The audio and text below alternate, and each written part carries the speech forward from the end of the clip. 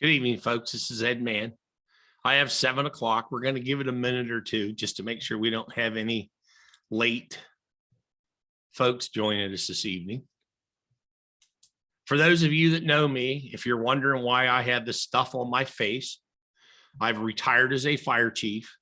I'm not wearing breathing apparatus anymore. And I'm attempting to grow something I've never been able to do my entire adult life. So don't send darts because a fire guy has a goatee. I just want to put that out there for everybody. I don't want any questions or comments in the evaluations afterwards. Why some fire instructor running around with a goatee? I'm not wearing breathing apparatus anymore, so I can get away with it. My wife doesn't like it. She says it's growing on her.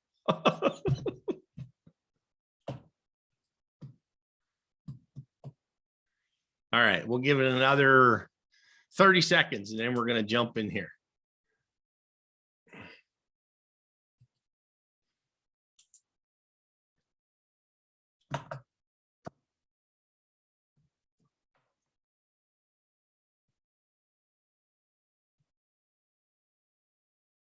Okay, we're going to get started. Welcome back to another Provident webinar. I'm your host, Ed Mann, Director of Training and Education.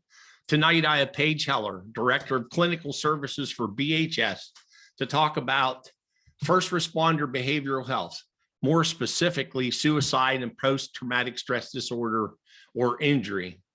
This is a subject that I take very seriously, and I'm not afraid to tell you that I've taken advantage of the mental health services several times during my career. It's also a subject that all of you need to pay greater attention to, given the fact that suicides are outpacing line of duty deaths, non-COVID related, for fire, police, and EMS.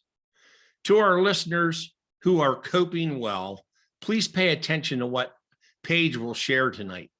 You may very well learn the warning signs of suicide and PTSD and be able to help a friend in need of help. Look at it this way. If you break a bone, you see a doctor. If you're having trouble with your car, you take it to a mechanic. When the public calls us, we respond and make every effort to fix their problems. So why is it when our mind and heart just isn't right, so many responders are reluctant to reach out for help? The bottom line is simple. It's okay to talk to someone. In a few moments, I'll have Paige introduce herself and give our listeners some background to the work that BH does on behalf of first responders. I'm sure we'll have plenty of questions, and we're asking you to use the question and answer feature to send your questions. We'll make every effort to answer all of them. However, if we don't get to your specific question, we'll get answers to you via email in the days following the webinar. So real quick, run through a couple of introductory slides so our listeners know who Provident is.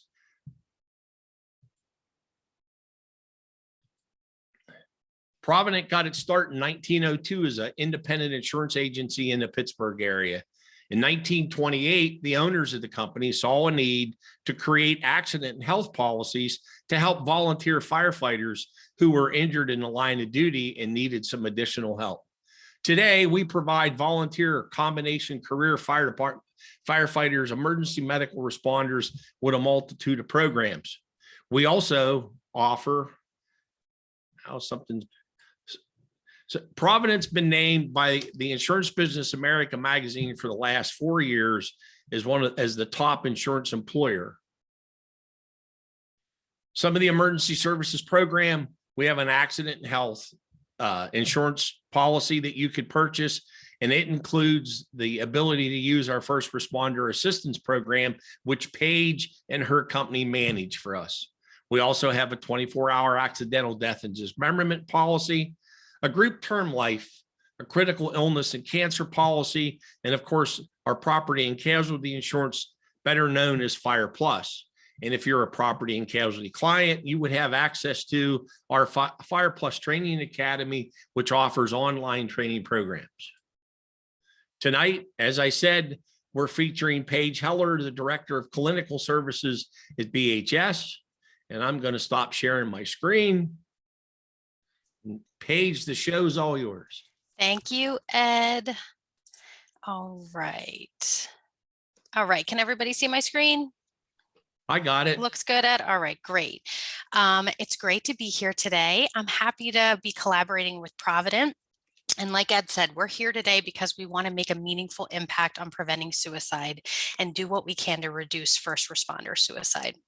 So as Ed said, I'm Paige. I work with BHS. BHS is a standalone provider of comprehensive mental health solutions that help organizations improve their culture, performance, and profitability by improving their people's health, productivity, and safety. We provide support to thousands of organizations and currently support over 2 million individuals across the globe. BHS has the privilege of serving many police, fire, and EMS departments, supporting thousands of first responders throughout the country. We work with these departments directly and through our partnership with Provident, as Ed mentioned, on the First Responder Assistance Program. So first, I just want to take a moment to say I know this is a very emotionally intense topic, especially for those of you that have been affected by suicide. So if you need to take a break, please do so. We have the National Suicide Prevention Lifeline posted here, which is 1-800-273-8255, and we will show it again at the end of this presentation. So our objectives today: suicide is not inevitable for anyone. By starting the conversation, providing support, and directing help to those who need it, we can prevent suicide and save lives. So today we're going to learn how our first responders are impacted by suicide, learn about some common misconceptions, review contributing factors, understand the warning signs that someone might be at risk, gain some tips for keeping the lines of communication open, and finally, identifying resources to support you and those you care about. So to start us off, let's understand how our first responders' mental health is being impacted. As you can see, depression and PTSD are up to 5 times more common in first responders than the general population. 85% of first responders are impacted by significant mental health symptoms. 34% have been diagnosed with a mental health disorder. 46% report anxiety symptoms. And next, it's really important to understand how pervasive the suicide epidemic is, especially for our first responders. First responders die by suicide at a considerably higher rate than the general population. And first responders are more likely to die by suicide than in the line of duty. I know this is something Ed mentioned as well. Let's take a moment just to digest that information and how significant it is.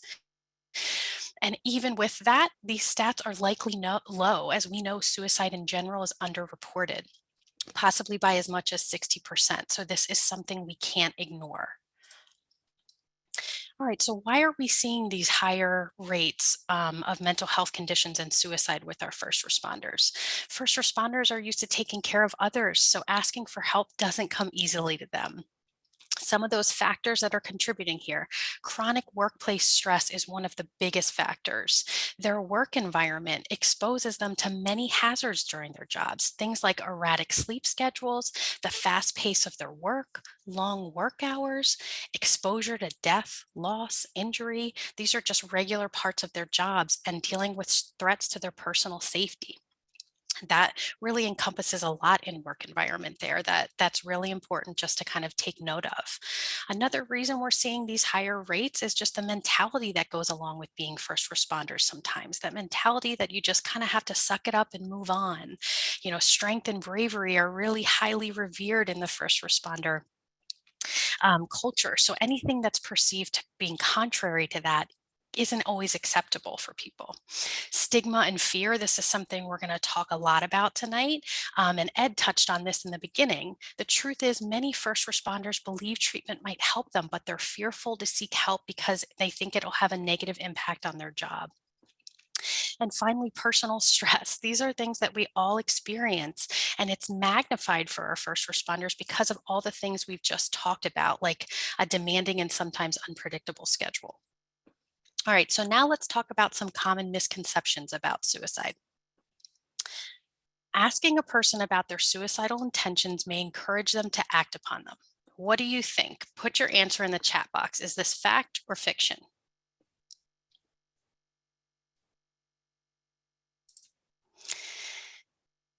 This is fiction. Asking a direct question is one of the most important things we can do. Asking someone directly about their suicidal feelings will often lower their anxiety and could act as a deterrent. It allows the person an opportunity to talk about their problems and to feel less lonely and isolated. We're going to talk about this quite a bit in a little later slides. All right, so for the next one, once a person is seriously considering suicide, there's nothing you can do. What do you think about this one? Is it fact or fiction? You can put that in the chat box.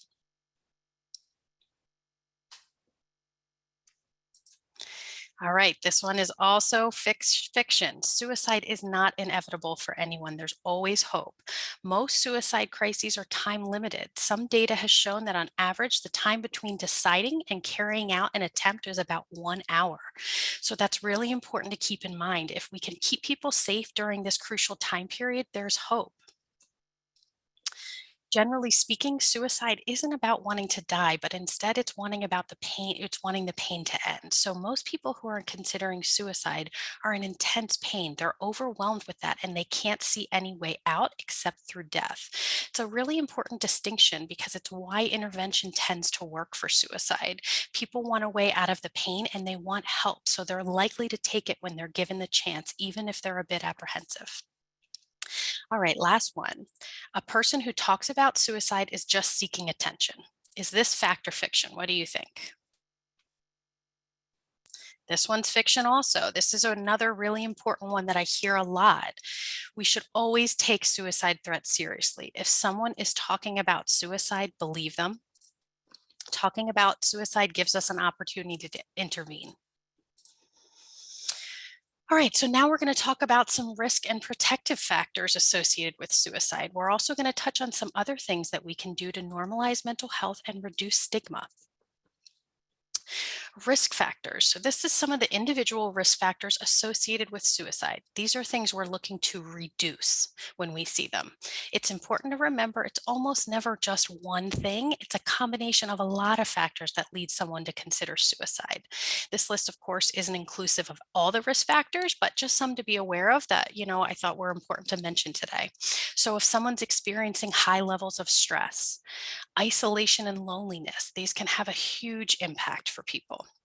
Exposure to others who have died by suicide. And that could be, relationships that somebody has, or even exposure to it in the media or in media news on the internet, things like that. A lack of mental health treatment. There's many possible barriers for people to accessing mental health treatment. That can be access to care, financial reasons, difficulty with scheduling, any of those reasons, particularly for first responders. Research has shown those barriers might be just getting time off work for appointments and the cost of treatment. So it's good to keep those things in mind. Access to lethal means. So this is referring to the method somebody might use to attempt suicide. Things like firearms, medicines, or even things like bridges or, driving in their car. And finally, drug and alcohol misuse can also be major risk factors just to keep an eye on and look out for. So on the other side, what are some protective factors? These are individual characteristics and things that we could do that may help people. It can protect them from suicidal thoughts and behaviors. And these are things we want to increase in people. Resiliency can offset some of those risk factors we talked about. And the good news is we all have it. Being resilient involves creating engaging friends and family for support and using healthy coping strategies and problem solving skills. Social support. When you think of social support, think of connections, our friends, our family, our community support, as well as supportive relationships with our care providers like doctors, therapists, things like that. As we talked about, just the importance of having access to mental health care. When people have access, they're more protected. And then again, here, limited access to lethal means among people at risk. So since this is something that we identified as a risk factor, and it's a protective factor when we're able to protect against it. So this may involve working with somebody with their support system to limit access until they no longer are at an elevated risk. So something like practicing safe storage of firearms and medications or any other lethal means. This is definitely a topic that can be relevant for our first responders. There's a lot of information out there about safe storage of firearms. That includes things like making sure they're unloaded, locked, and secured with ammunition in a separate location. So if a loved one you know has a firearm and is maybe at risk, this is an important thing to kind of understand, do some research on, and have a conversation about how you're going to plan for that. And then a final protective factor listed here is the importance of cultural and religious beliefs that discourage suicide. All right, so now let's talk about how we can all take some proactive steps to help people who are struggling. Reducing the stigma is the most important thing. I know we touched on this on one of the earlier slides, and I do want to say I see a lot of steps being taken to try to reduce the stigma across the board, certainly with our first responders as well. So I'm really encouraged to see that progress. We still have a long way to go, but we're moving in the right direction, which is great news. So let's just start by remembering our mental health is part of our overall health. Ed mentioned this in the beginning. We take care of our physical bodies. Why not take care of our minds as well? You know, a lot of times it's acceptable to see a cardiologist, to see a podiatrist, to go to your annual checkup with your primary care physician. So why can't it be that same way when we're talking about possibly a psychiatrist or a therapist? Let's just normalize that. Let's recognize also that mental health is a continuum that we move along throughout our lives. So very commonly, we think about mental health and kind of just having two sides. We're either mentally healthy or we're mentally ill. And the reality is it's a whole continuum, and there's a lot in between those two poles of healthy and ill. And many of us, just like our physical health, move along that continuum throughout our lives. So just kind of understanding that and treating mental health as part of the regular conversation will go a long way in reducing that stigma. And then sharing your experiences. Studies have proven that people are more likely to seek help if a leader or peer in their organization speaks openly about their own experiences. So model that it's okay to ask for help, share your own struggles, and allow space for people to not be okay.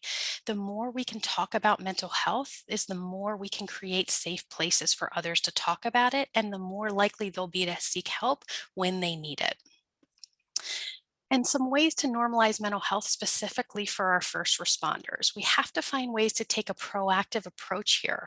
You know, our first responders undergo such intense training to prepare for the physical demands of their work, but too often there isn't training on how to prepare mentally and emotionally. So we need to be educating people proactively on these concepts and trends so they know how to combat them. Invest in well-being programs. So our first responders have resources for better well-being. They can build their resilience, which is one of those protective factors. So when they encounter struggles, they'll know the resources available to them. There's a lot of different programs like stress first aid that can be really beneficial for this. Peer-to-peer programs, peer support programs are a really, really important part for our first responders. A Department of Justice report found that two successful ways to lower suicide rates for our first responders were using support networks like a peer support program and creating an environment that lowers the stigma and fear around asking for help. So everything we're talking about today. And studies have shown that social support and perceived belonging are two of the most important factors for reducing stress in first responders. So that means that everyone, especially our leaders, need to initiate these conversations about mental health and really foster an environment where everyone feels included. So that's another thing that our peer support teams can really help us with. These are all ways we can normalize mental health. All right, so let's talk about trauma. Trauma plays an important role here, especially for our first responders. So I think it's important to take a few minutes just to discuss how and kind of what that might look like. So what is trauma? In general, trauma is a psychological, emotional response to an event or an experience that's deeply distressing. These can be things that we all might commonly think of, like accidents or natural disasters, but they can also be the accumulated effect of smaller traumas that people are exposed to. And everyone experiences these differently. It's important to note too that trauma can be from a direct personal experience. It can be from witnessing the trauma of someone else, or even indirect exposure, like just hearing about traumas from other people.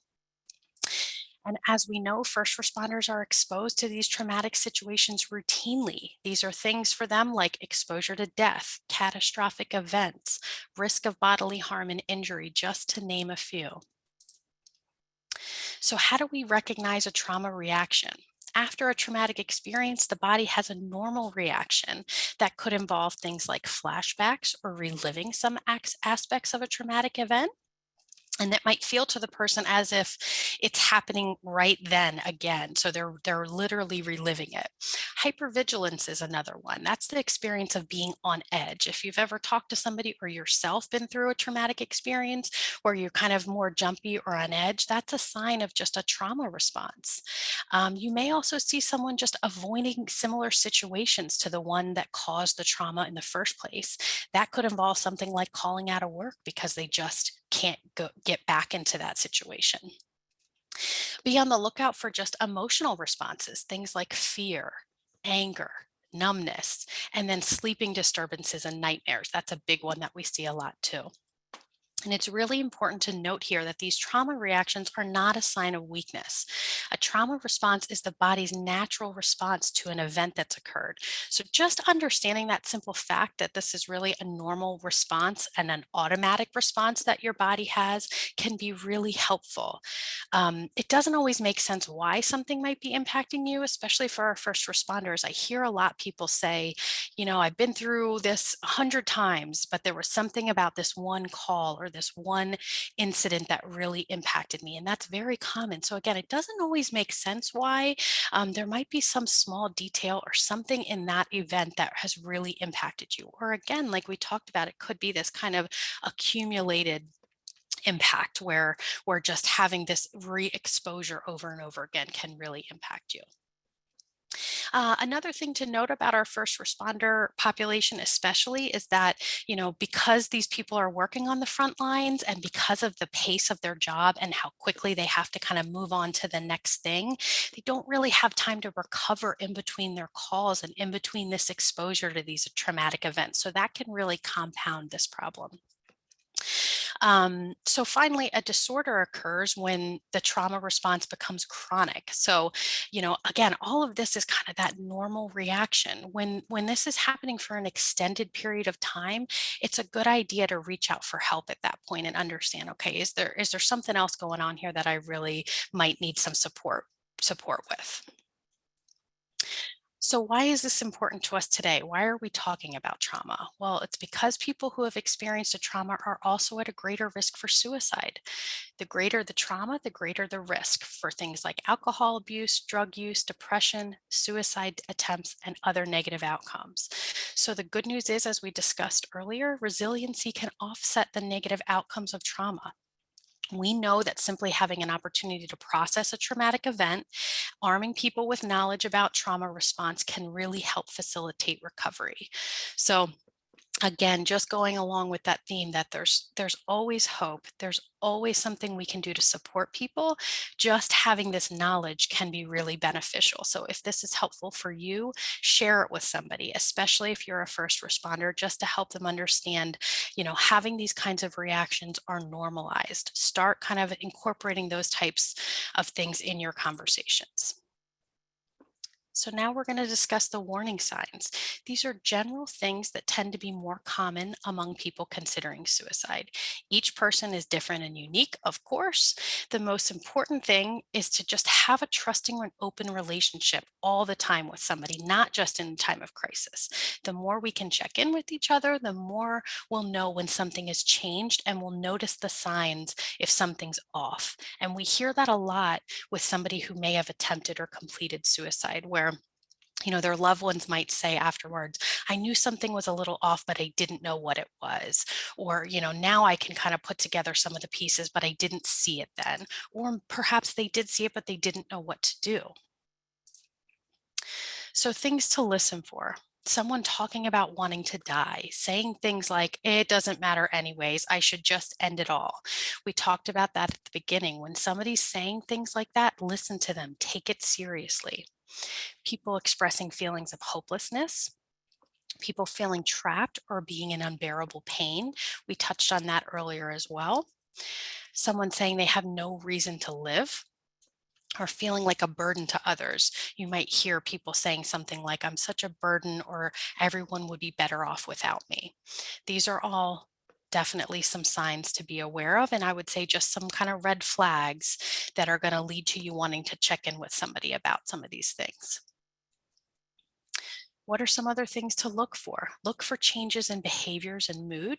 We talked about some of these already when we were reviewing the risk factors. So, increasing the use of alcohol or drugs, someone looking for a way to kill themselves, like searching online or buying a gun, acting anxious or agitated, behaving recklessly, withdrawing or isolating, and extreme mood swings. These are all warning signs to look out for. So now that we understand the warning sign, let's talk about what to do when we see them.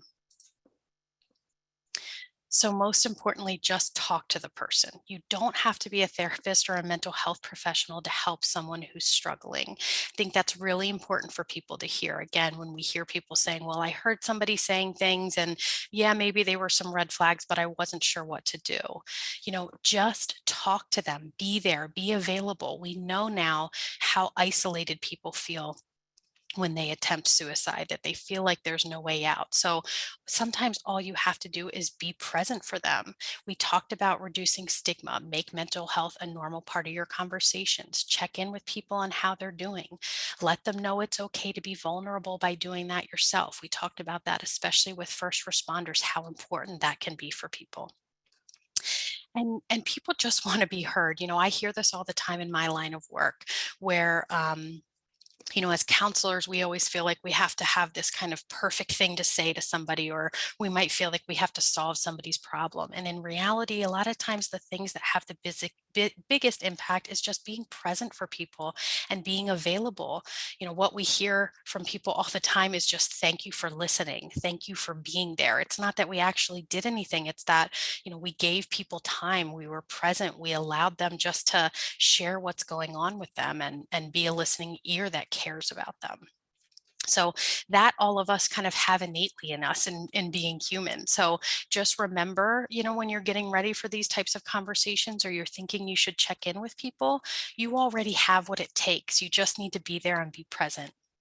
And being a good listener, this means letting them do the talking, listen more than you talk yourself. Be mindful of just kind of your body language. Have open body language. Make good eye contact. Uncross your arms and legs. This is something that can be trickier in this virtual environment we've all been in. So just kind of changing some of those things, some of those ways we make sure we reduce distractions so people know that we're available and we're present with them. Making supportive and encouraging statements. This is just validating their feelings, letting them know that you're really glad they're sharing with you, letting them know how much you care. Remaining calm. I know this one can be really difficult because these are really stressful situations. But again, I think just being transparent with people, being willing to be vulnerable yourself, and really just listening, allowing people that space to share what's going on is going to really go a long way here. And the more we can encourage people to ask for help before it's a crisis is when we'll be able to start reversing this trend that we're seeing. So, some things to say, like we said, use statements and open ended questions like the ones you're seeing here to keep the conversation going. Things like, you're important to me and I'm concerned about you. Be as specific as you possibly can. So, saying to someone, I've noticed you don't seem like yourself lately, and give specific examples of what does that mean and why. And then be honest. There's no quick solutions, but help is available. People care, and there's always hope. Again, you don't have to try to solve their problem for them. You're just being there and you're being available. Some things to avoid when we're talking to somebody we're concerned about.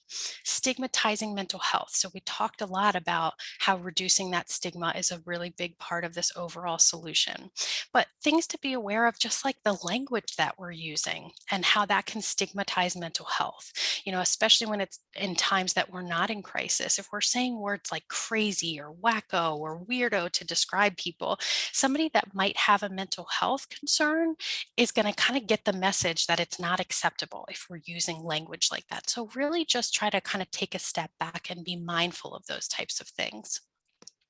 Criminalizing suicide is a big one. People don't commit suicide like people commit crimes. People die by suicide because they feel like there's no way out. So, again, our language there is really important in sending messages to people.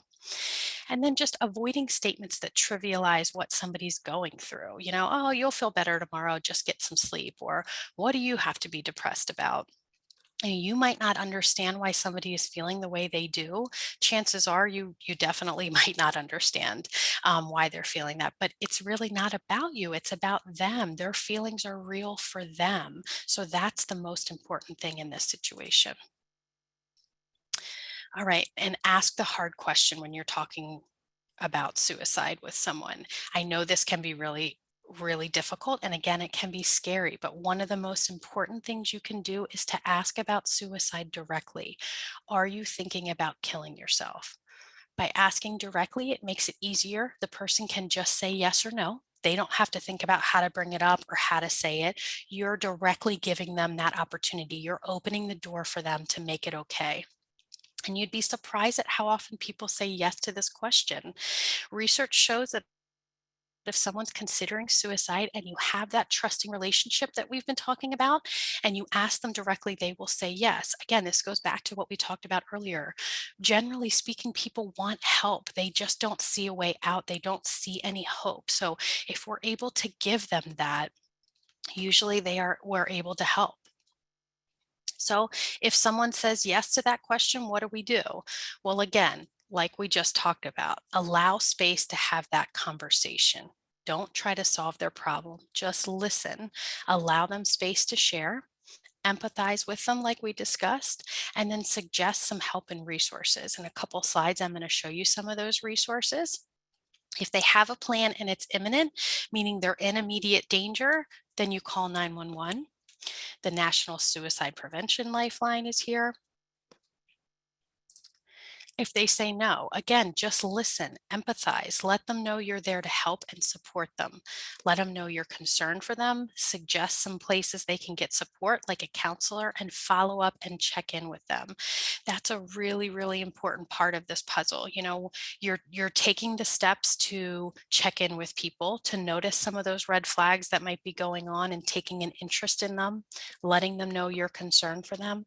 So then follow up, check in, and I would say commit to them for that check in. You have a conversation with them, they let you know they're not considering suicide right now, but they are really struggling.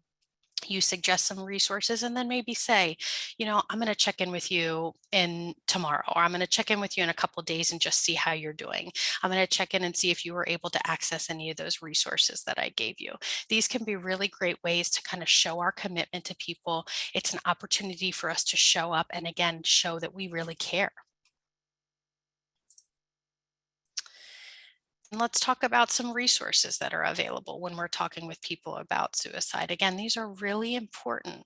Here's some options for people that need some immediate support. As we talked about, if somebody's in a life-threatening emergency, meaning they are endorsing that they are going to harm themselves or commit suicide, you call 911. But if you need some immediate support, these are some really good options. I would suggest taking out your phones and save these numbers so you have them should you or a loved one ever need them. The National Suicide Prevention Lifeline that we've talked about already a couple times. Some things to note. If you dial 1, you'll reach the Veterans Crisis Line. This is something that's been highly promoted for the veterans, and I know a lot of our first responders can fall into that category. So that's a really good way for people to just talk to somebody that they feel like understands kind of the culture of what they've been through as a veteran. And another thing to note, this number will work always, this 800 number, but in July, they're rolling out a 3-digit code similar to 911. It's 988.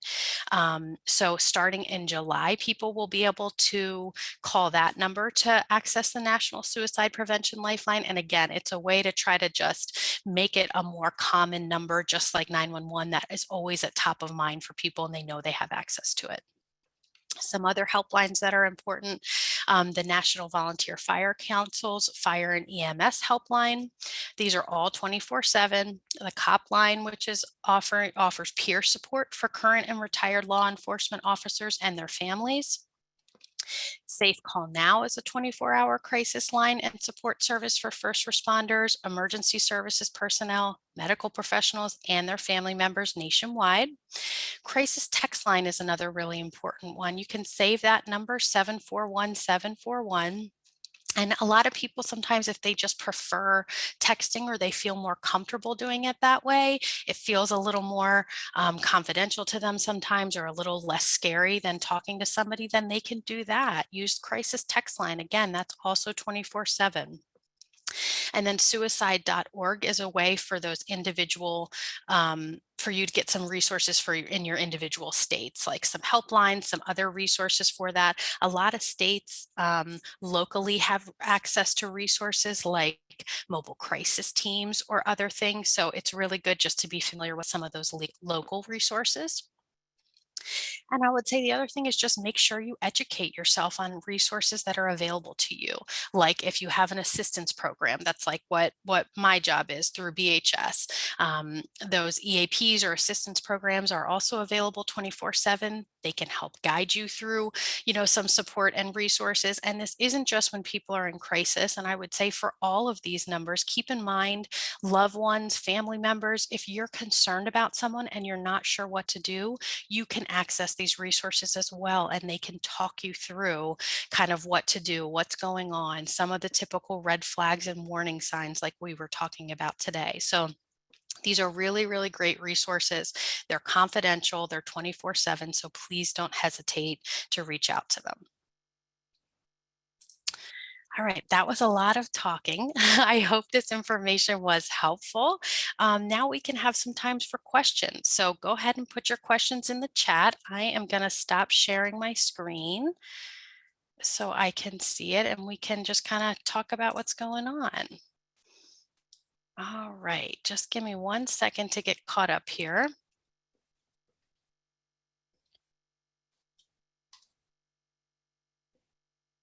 We will be sharing the PowerPoint.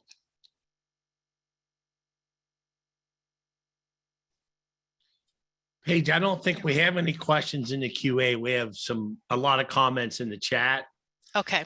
I haven't seen any questions pop up. Sam will kind of keep an eye on those for us and nudge us if we're missing anything in the Q&A. Perfect.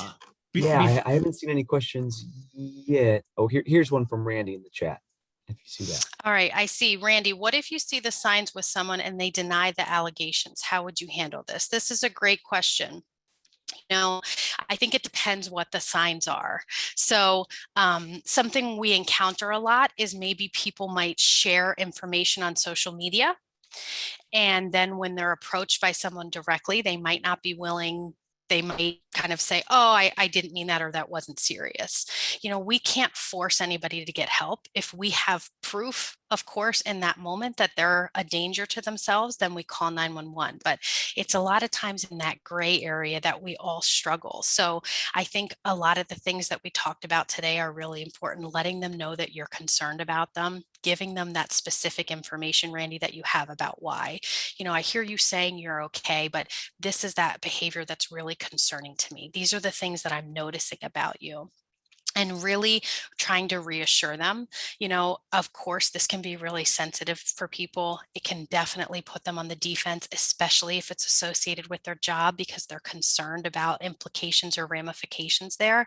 So anything we can do to put them at ease. Hey, this isn't punitive. I'm seriously just worried about you. I want you to know I care about you. You're really important to me. This is important to me. So, I want to know how I can help you. So I think just encouraging them, being there and checking in. Again, if they're saying there's not anything going on, we're going to have to believe them in that moment, but check in.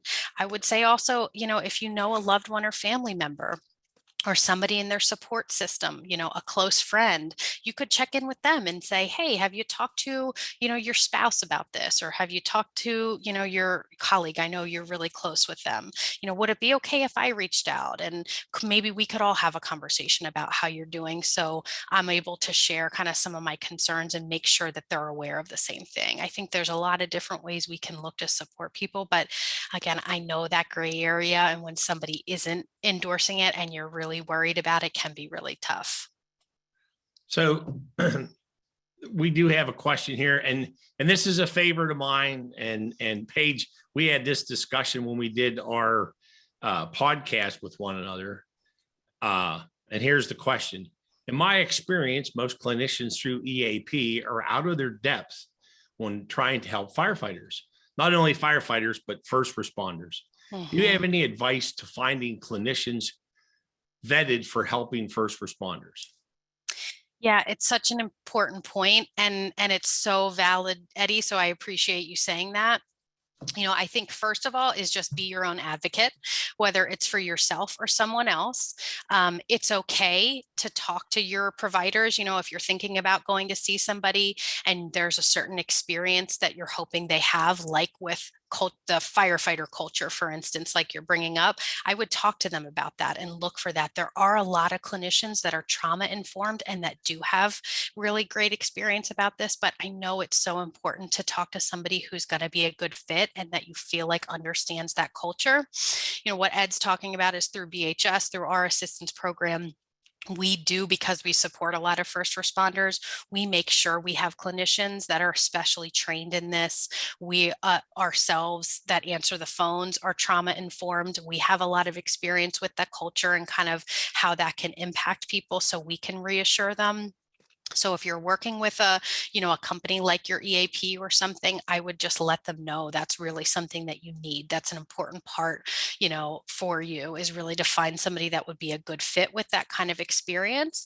And if you're searching for somebody on your own, again, kind of do that due diligence yourself. Don't be afraid to ask questions. Ask them directly, when you go to your appointment, hey, can you help me understand your experience with first responders? That's something I'm a little anxious about. I think it's really important just to openly have those conversations with our providers. And Eddie, what I'll say to you is this: if you're in search of a clinician that deals with first responders and you're involved with an EAP now or whatever it might be, and you're having trouble, don't be afraid to reach out to me. My email address is in here. I'm going to share my cell phone number with folks. So I'll give you a minute to grab a piece of paper. I might regret this, but nonetheless, 717-480-8847. Don't hesitate to give me a call or send me a text message if you're looking for somebody that deals with first responders, fire, police, law enforcement, corrections, dispatchers. Reach out to me and I will do my best to help you find somebody, even if I have to call Paige and we got to find someone for you, because I know how important that is. Absolutely. Been there, done that. And I know you got to talk to somebody that understands what we do. Gerald, I don't know if you're asking the question, but you wrote, asking the questions, are you thinking about killing yourself? Yeah, I think what Gerald's saying is, we used to kind of have a mindset of, using this softer language, like, are you thinking about hurting yourself? And I think what Gerald's pointing out is it's really important to directly ask the question, are you thinking about killing yourself? That's very direct. It gives a very direct kind of question to them, and we'll get a very direct answer back. Okay. And I see. I think Artie's question was pretty much along the same lines as Eddie's. How can you find someone that works in mental health, that deals with fire, EMS, et cetera? I know you can get mental health treatment from anywhere, but I would rather have someone that knows what we do. Pretty much the same answer, Artie. They're out there. It may be difficult to find sometimes. The bottom line is if you're having trouble connecting with a clinician that understands firefighters, EMTs, paramedics, cops, the likes, first responders, let me know, and I will do my part to help you. And Ed, I want to point out too, one of the consequences, but positives, maybe you could look at it from COVID, is just that we've shifted to a highly virtual structure for mental health support, and that's removed barriers for a lot of people. So whereas before, we really kind of had this mindset of I have to go in person to see somebody, and that limited by distance who we were able to see. But generally speaking, you can see somebody that's licensed in your state. So while it can be difficult sometimes maybe to find somebody close to you, if you're open to seeing somebody virtually, that can really open the door to you finding somebody that might be a little more specialized or has kind of some of the credentials that you're looking for and experience. So I would also just encourage you to be open to virtual, if you can, because then it opens your availability area. Okay. So we have a question here from Diana, and this is a good one, especially in firehouses, because we know we never bully anybody in a firehouse, right? How can we assist our young people with the bullying aspects of suicide? That's great. Sorry, Ed, I'm just looking for the question. Where is that? It's I lost. QA. You might be over in chat. Oh, okay. From I Diana. am. Will you tell me? Oh, yeah, you're right. How can we assist our young people with the bullying aspects of suicide? Diana, are you speaking to people, especially on social media, that may be kind of encouraging people to take their life? I'm thinking that might be what you're responding to. And I would say, in general, limiting our access to social media is usually best practice. I know that's easier said than done for a lot of us, but for the news as well. So, if it's someone that we're concerned with that is a youth that's younger, that we have some control over how they're accessing social media, I would talk about ways that we can limit that considerably with them for sure. And getting them some support. The school can be a really good resource for people. Definitely having, a clinician, a mental health professional that's supporting them through, that's working with the parents in their support system to help kind of, navigate those kinds of things. Because it really, social media and what we're into today with our young people is just something we haven't experienced before. So it is really important to take that seriously and address it when we're seeing that happen. And from a former fire chief and somebody that spent a lot of time in a leadership position, let me just say this. If you're a leader and you're allowing anybody in your firehouse to be bullied, knock it off, put an end to it. You as a leader can end it if it's going on in your firehouses. And it doesn't have to be a young person that's being bullied. It could be anybody in the firehouse that's being bullied for any number of reasons. And all I'm saying is if you're a leader in this business and you know what's going on in your firehouses or in your workplace, do your part to put an end to it. And Ed, I think that's a really good point that you're bringing up. That goes back to some of the earlier slides where I talked about just a statistic about, kind of having that sense of belonging is so important for our first responders. It's important for everybody, but especially for them at work.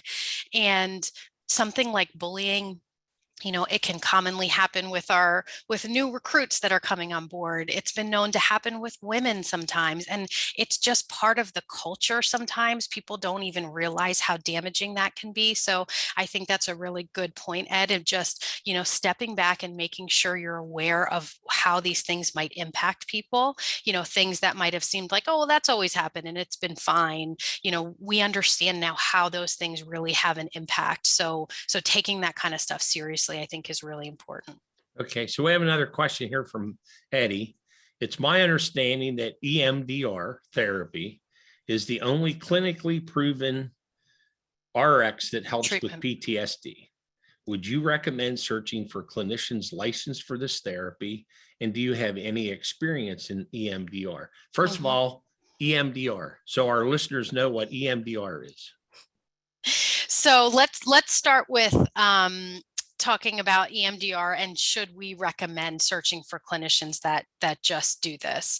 So it's eye movement desensitization. Yes, it is a treatment for PTSD. Here's what I would say. You want to talk to somebody that's going to support you and help you get to the right source of treatment.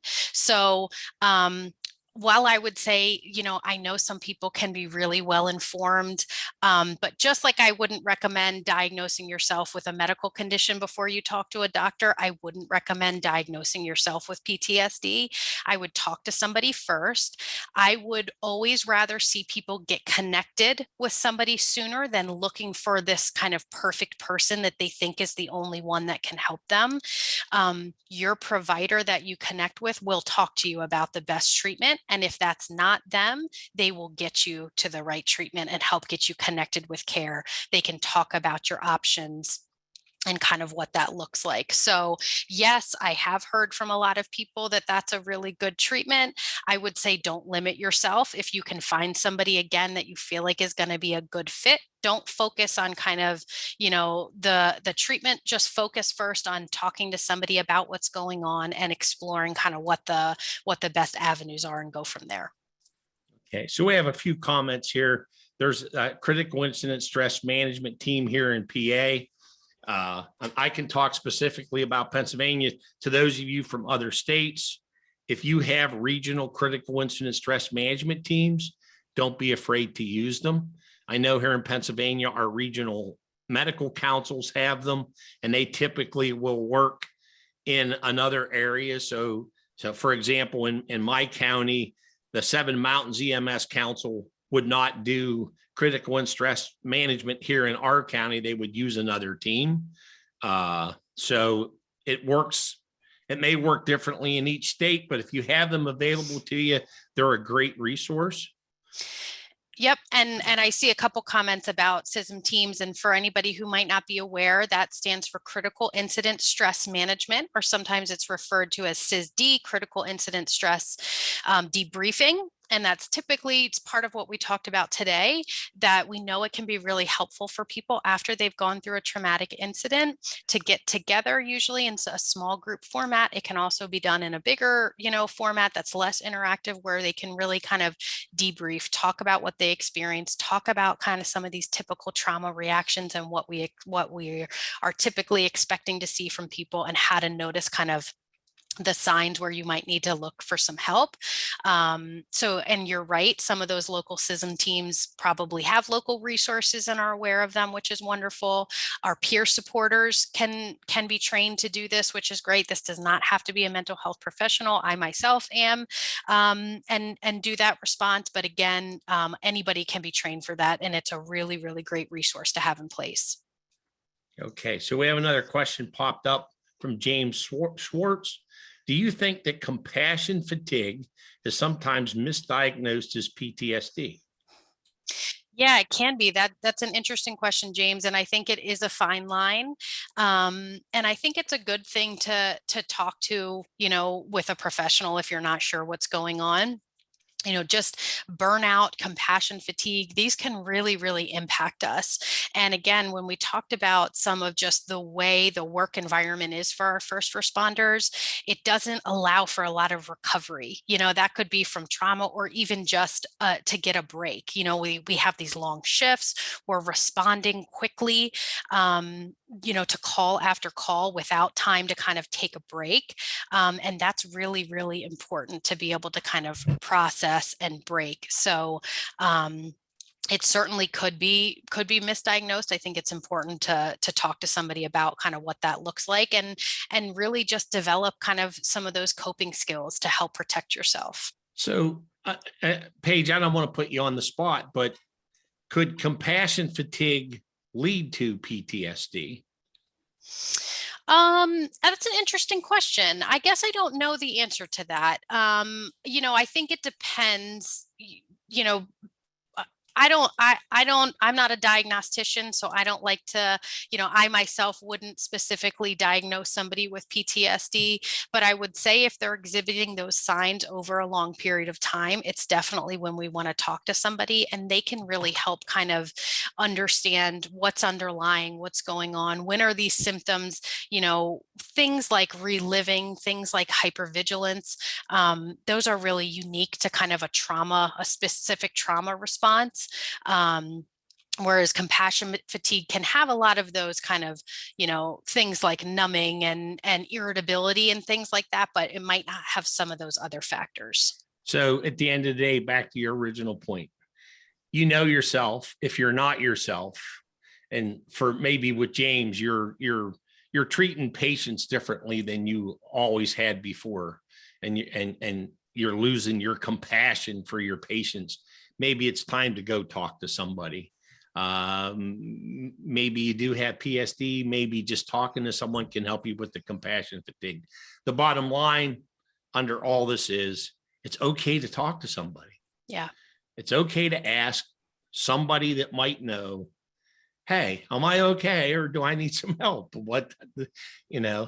So go ahead, Paige. I'm sorry. No, and I was going to add to that. I think when we see that in others, it's really important to point that out sometimes, because what I see with burnout and compassion fatigue is sometimes we don't notice that in ourselves, right? We're just kind of going through and we're impacted by things, and we don't always realize that others can see it, or we don't see it ourselves. So sometimes just pointing out to somebody, like we said, having that conversation, hey, how are you doing? I wanted to check in. I noticed, the last couple of times I've seen you after work, you seem really stressed and kind of irritable. I'm wondering, what that's about. Sometimes that's the thing that kind of clicks for people to be like, wow, I didn't notice it, or I didn't know somebody else could notice it. Yeah, I've been feeling more stressed lately, but I didn't know how much it was impacting me till somebody said something. We can hear that a lot. So when you come from a place of caring and just being transparent, I think it's a really great practice just to point that out to people. Okay, so a comment here from Gerald. Don't forget to see your fire chaplains as a resource in dealing with mental health concerns. Many of them understand the fire service and can bring their pastoral skills to help the individual. I couldn't agree more. How about you, Paige? Yes, that's wonderful. Resources, add that to the resource list. A comment from Donald. We are currently building a first responder clinician network here in Allegheny County. That'd be here in Western PA. And then a comment from Linda. Cumberland County has a CISM team that peers talk to peers. We belong to it, and it's a fantastic program. Eddie had a comment in here. Supervisors also need to know their people. Stay connected with the rank and file. Otherwise, you'll be the last one to know when someone just isn't acting normal. Come in early, have a cup of coffee, schedule a tea time around the table. Stay connected. Yeah, that's so important, Eddie. Again, thank you for saying that. All of these things we're talking about today, if you don't know someone, or you don't already have a relationship, and a kind of a trusting one at that, this stuff's going to be really hard to do. So that proactive piece is really, really important, not just to reduce stigma, but to create that safe environment for people. So when we're talking to them and asking questions about if they're okay, they feel like they can answer that. So to Eddie's point, we have to know people in order to know when something's changed or something's different. We have to know what their baseline looks like in order to really recognize when there might be a problem or they might need some support. So doing that proactively, and I can't emphasize enough how much of an impact leadership has on all of this, just setting the culture, creating the culture that it's okay to not be okay, creating a culture where it's okay to talk about these things, reducing stigma, reducing fear of your job being in jeopardy if you raise your hand and say, I'm struggling. These are all things that really start from the top that have to kind of trickle down. So to our listeners, I kept watching and saw a lot of names of people that I know, and and obviously there are probably a lot of people in there that may know me, but I don't know them. Paige had mentioned earlier about, leadership taking a role in this. And I want everybody to understand something, that having been the fire commissioner for 14 and a half years in the state of Pennsylvania, there's been twice in my 48-year career in the fire service where I've reached out to the mental health community to get some help. Now, I was never deemed suicidal. I never thought about suicide, but I knew I wasn't me. And being able to talk to somebody made all the difference in the world.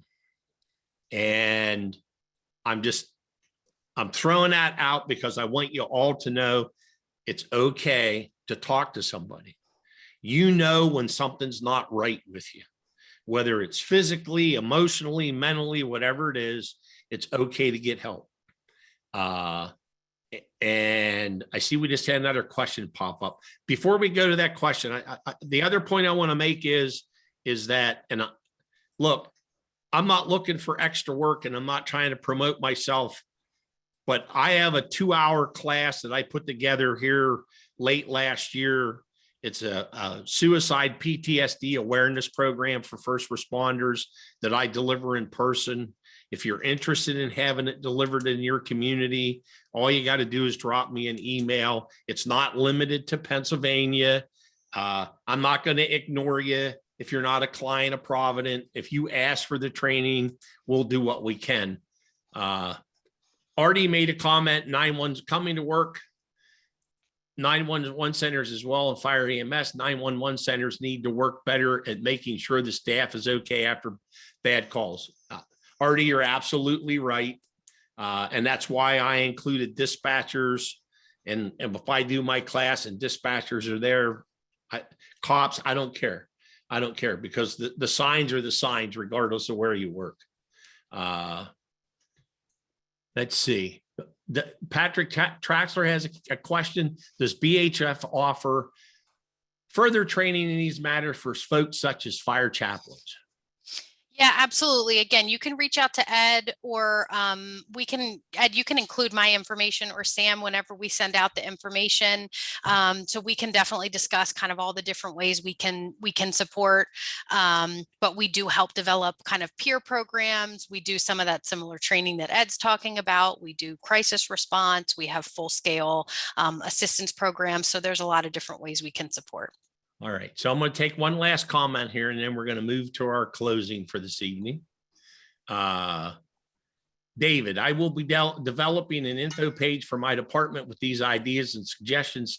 Thanks for this beginning that I hope will help my fellow responders.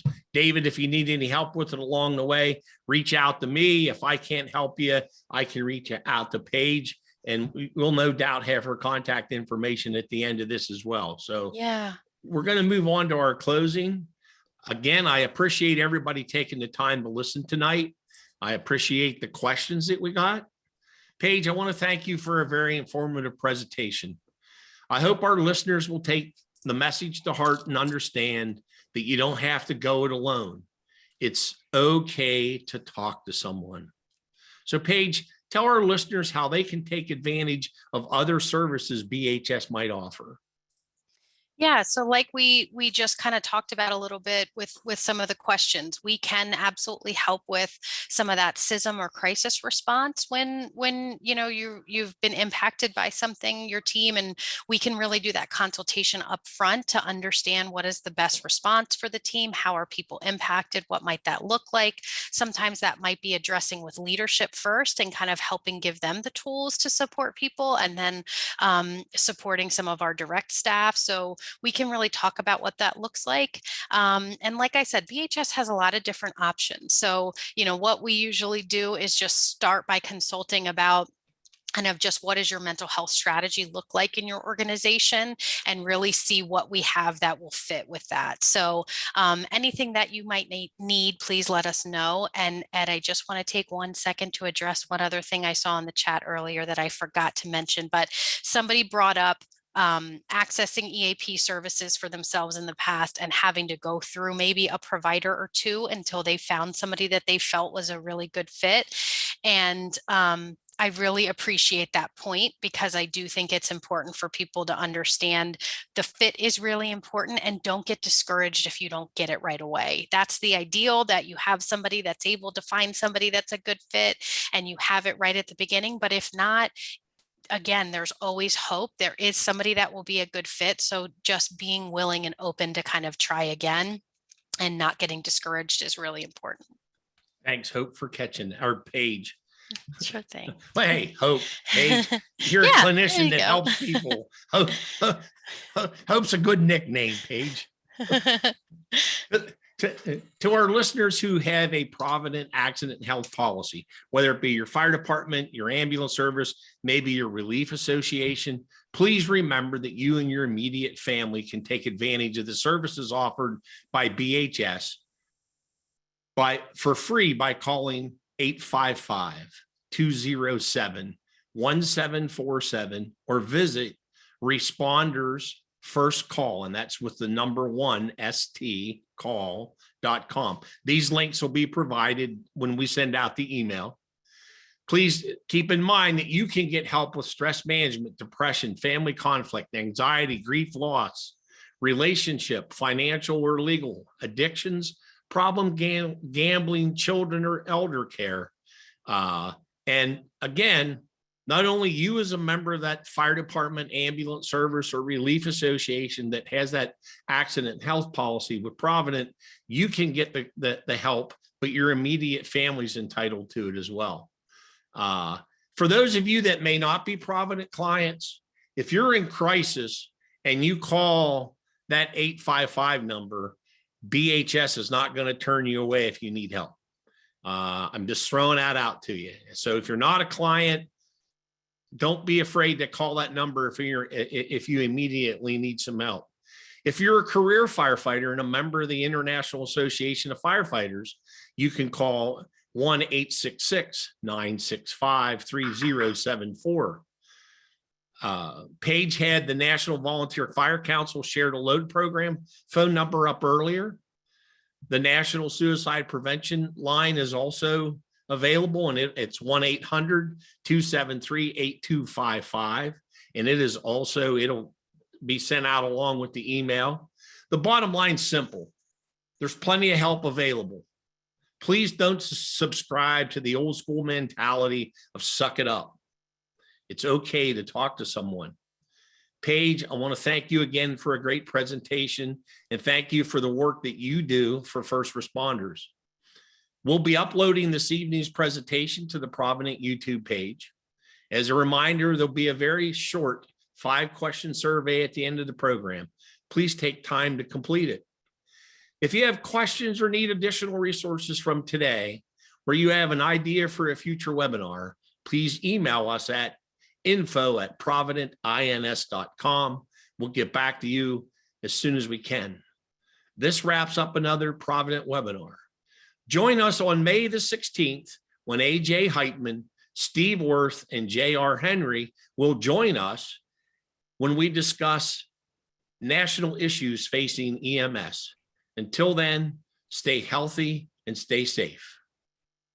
Thanks, everyone. Thanks, everybody. Thanks, Ed.